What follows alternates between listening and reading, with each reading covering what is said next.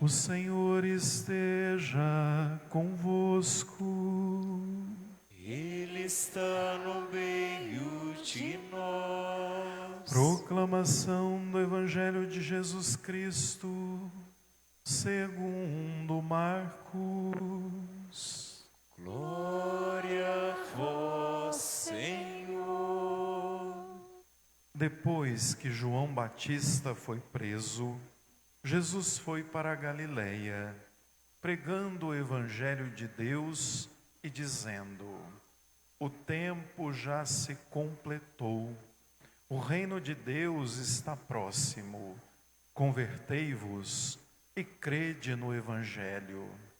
E passando à beira do mar da Galileia, Jesus viu Simão e André, seu irmão, que lançavam a rede ao mar, pois eram pescadores. Jesus lhes disse: segue-me, e eu farei de vós pescadores de homens. E eles, deixando imediatamente as redes, seguiram Jesus. Caminhando mais um pouco, viu também Tiago e João, filhos de Zebedeu. Estavam na barca, consertando as redes, e logo os chamou. Eles deixaram seu pai Zebedeu na barca com os empregados e partiram, seguindo Jesus. Palavra da salvação. Glória a vós, Senhor.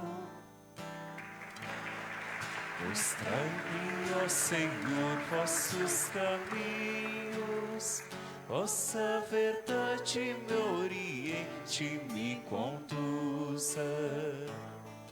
Mostrai-me, ó Senhor, vossos caminhos, vossa verdade me oriente, me conduza. Amados irmãos e irmãs, a liturgia deste fim de semana nos propõe mais uma liturgia vocacional, agora nos ajudando a entender o chamado dos discípulos no olhar do evangelista Marcos. Na semana passada, nós ouvimos o chamado dos discípulos em João. Acontece que em João Batista indica Jesus, os discípulos o seguem, o experimentam, vivem com ele, estabelece uma dimensão de proximidade e anunciam a outras pessoas que Jesus é o Senhor. Nós entendemos que para ser discípulo é preciso ouvidos atentos e experiência com Cristo. Agora, no olhar de Marcos e desta liturgia, nós vamos entender que para ser discípulo, além do ouvido atento e do seguimento, a gente precisa deixar a palavra de Deus cair no coração e nos converter, porque o tempo chegou e somos chamados a entender o reino de Deus.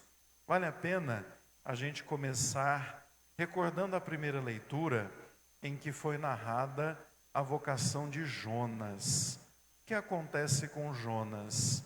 Ele é chamado a pregar o evangelho e a converter a cidade de Nínive.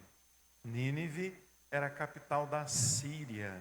E se a gente se lembrar da história do povo de Deus, a Síria foi o império que devastou as tribos do norte de Israel, matando em grande escala os judeus e misturando a raça dos judeus com os pagãos, tornando as 10 tribos do norte em tribos pagãs. Vejam então que aqui Jonas tem uma missão desafiadora.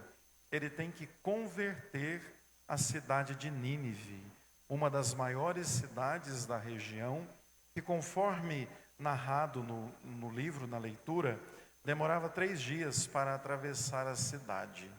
Jonas vai, é o chamado dele, ele é profeta. E, inclusive, Deus dá a ele 40 dias para isso. Senão, ele não permitiria que Nínive se mantivesse daquela forma.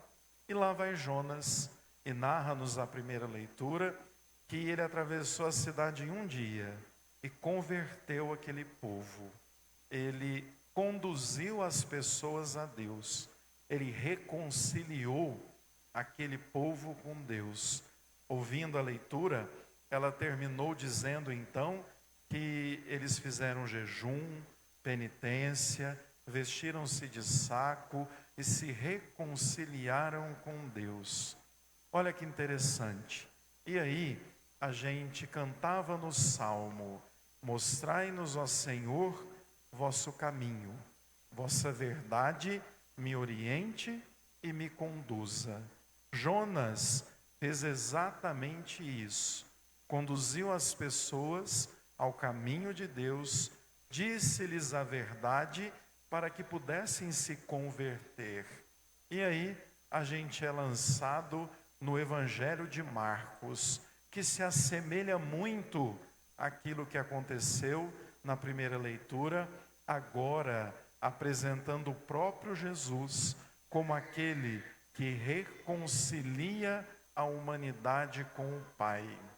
Vale lembrar que o início do Evangelho diz que João Batista estava preso.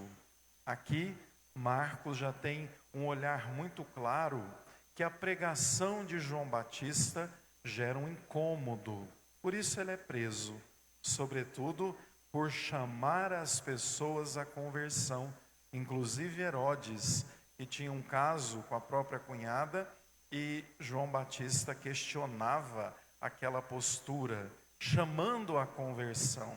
E vejam então que, narrando que ele está preso, apresenta Jesus chegando a Galileia e dando início ao seu ministério. 3 frases são fundamentais de serem entendidas. A primeira, o que Jesus disse? Minha gente, o tempo já se completou.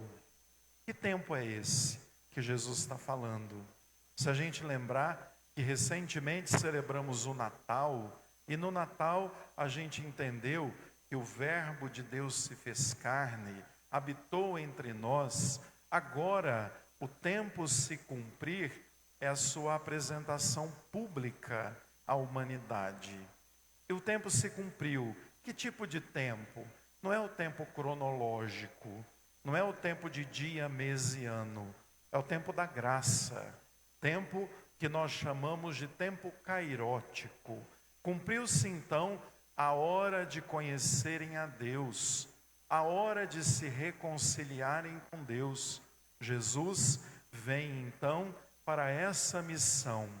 E aí a gente precisa retomar a segunda leitura da carta de Paulo aos Coríntios, em que ele fala exatamente do tempo. Se a gente se lembra, o que Paulo diz? Que as nossas seguranças são todas passageiras. Quem caminha ao nosso lado, aquilo que a gente compra, tudo que a gente tem, é tudo passageiro. Na verdade, nós somos peregrinos neste mundo e caminhamos para retornarmos a Deus. E por isso, essa consciência de que o tempo cronológico passa, nos faz crescer na busca de caminhar no tempo de Deus.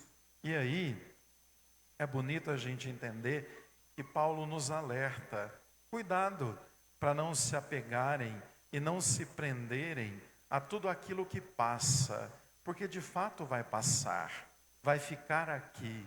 Nós temos que ir buscando as coisas do alto, as coisas de Deus. E para isso, Jesus continua dizendo: se primeiro ele falou, o tempo cumpriu, em seguida ele vai dizer, o reino de Deus está próximo. O que ele quer dizer com isso? Quando Jesus fala do reino de Deus, ele está falando do Deus do reino, que é diferente da ideia em que eles viviam naquela época. O povo de Deus foi tomado por vários reinos e impérios, inclusive o último império que eles estavam subjugados era o Império Romano. Mas na história do povo de Deus, foram subjugados por assírios, babilônicos, persas, Macedônia. E vejam, todo o império tinha a ideia de um reino, que tinha um rei, um imperador, e que disputava poder e território. Jesus vem e fala de um reino que não tem nada disso. Não tem imperador, não tem geografia, não tem soldado, não tem cavalo, cavaleiro. É o reino do Pai. E nesse reino do Pai, todos são chamados a se encontrar com Ele, a se reconciliar com Ele e a passar a ver o mundo a partir do sonho de Deus, porque o Deus do reino deseja única e exclusivamente a salvação da humanidade. E aí, a sua terceira frase completa tudo o que ele veio dizer. Primeiro, fiquem atentos que o tempo é agora. O reino de Deus se aproxima. Convertam-se e creiam no Evangelho. Vejam, a conversão é o caminho para que a gente entenda as verdades de Deus. Mais uma vez, a gente retoma o Salmo. Mostrai-nos, ó Senhor, vosso caminho, que a vossa verdade prevaleça sobre a minha verdade, que a vossa verdade passe a ser minha, e para isso eu preciso ouvir o Evangelho, trazê-lo para a minha vida, associar a verdade de Deus à minha história pessoal, valorar e decidir a partir do olhar de Deus, e não só do nosso.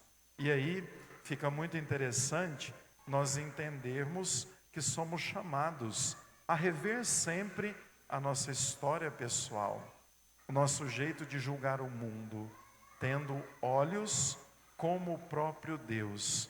E aí é bonito a gente olhar para o Salmo e entender que o que ele deseja é nos guiar, é nos direcionar, é nos dar a salvação. Depois disso, Jesus então vai em direção ao mar da Galileia e começa a chamar os seus apóstolos. Chama primeiro André e Pedro, em seguida Tiago e João, e diz a eles: olha, vocês têm uma profissão de pescador, mas agora eu vou dar a vocês uma missão de serem pescadores de homens. E o que quer dizer ser pescador de homem? É atrair ao próprio Deus cada um daqueles que eles encontrarem no caminho. Pescar homem e mulher para o reino é a missão dos 12, é a missão de cada um de nós e é o chamado dessa liturgia.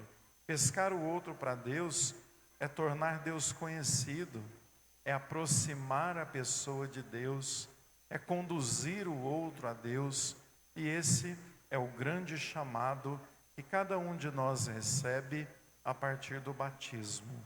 Que Deus nos ajude e que a gente tenha coragem de cada dia ser melhor, se converter um pouco mais, para de fato anunciar o Evangelho e reconciliar a humanidade com Deus. Louvado seja o nosso Senhor Jesus Cristo. Para sempre seja louvado.